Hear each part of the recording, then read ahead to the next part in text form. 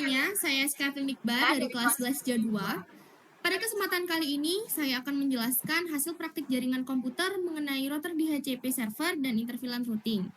Tujuan dari praktik ini adalah untuk memahami bagaimana membagi jaringan lokal menjadi beberapa kelompok, mengonfigurasi router agar bisa mendistribusikan IP address secara otomatis, serta menghubungkan VLAN yang berbeda tersebut agar bisa saling berkomunikasi secara aman.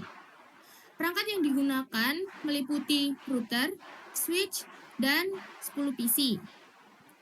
Router berfungsi sebagai gerbang utama yang mengatur lalu lintas data dan menghubungkan jaringan yang berbeda segmen serta bertindak sebagai penyedia IP otomatis. Sedangkan switch berfungsi untuk menyediakan port tambahan guna menghubungkan PC dalam satu area lokal dan membagi mereka ke dalam kelompok VLAN yang sesuai. Hubungannya adalah PC terhubung ke port-port pada switch, kemudian switch dihubungkan ke router melalui satu jalur fisik utama untuk mengalirkan seluruh data dari berbagai VLAN. VLAN adalah teknologi yang memungkinkan kita untuk membagi satu jaringan fisik menjadi beberapa jaringan logis yang terisolasi. Jaringan dibagi menjadi beberapa VLAN untuk meningkatkan keamanan, mengurangi kepadatan lalu lintas data, dan mempermudah manajemen jaringan berdasarkan divisi atau ruangan. Pada topologi ini menggunakan 3 VLAN yaitu VLAN 10, VLAN 20, dan VLAN 30. Keuntungannya adalah keamanan data lebih terjaga, performa jaringan lebih cepat, dan hemat biaya perangkat keras. Port akses adalah port pada switch yang hanya bisa dilewati oleh data dari satu VLAN saja. Port ini digunakan untuk menghubungkan switch langsung ke perangkat pengguna akhir seperti PC, laptop, ataupun printer. Port harus disesuaikan agar PC tersebut otomatis masuk ke dalam kelompok jaringan yang benar dan mendapatkan segmen IP yang sesuai dengan tujuannya. Port trunk adalah port khusus pada switch yang dikonfigurasi agar bisa melewati oleh data dari banyak VLAN sekaligus secara bersamaan.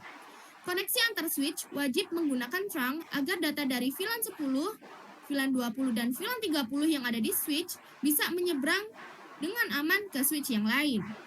Koneksi ke router harus trunk karena router membutuhkan akses seluruh VLAN untuk melakukan proses routing. Dan DHCP adalah protokol yang digunakan untuk memberikan konfigurasi jaringan kepada perangkat klien secara otomatis.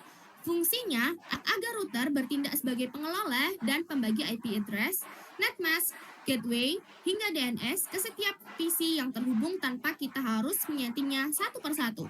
Karena setiap VLAN berada di subnet atau segmen jaringan yang berbeda, router harus menyediakan pool IP berbeda agar PC dari VLAN 1 hingga VLAN 30 dapat mendapatkan IP yang sesuai. Keuntungannya adalah di efisiensi waktu, menghindari IP konflik.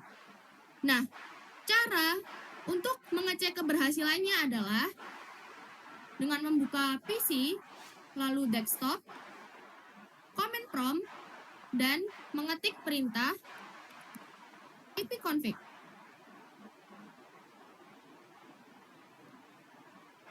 Nah, jikalau IP sudah terisi, maka sudah dilakukan dengan baik. Sekian presentasi dari saya. Wassalamualaikum warahmatullahi wabarakatuh.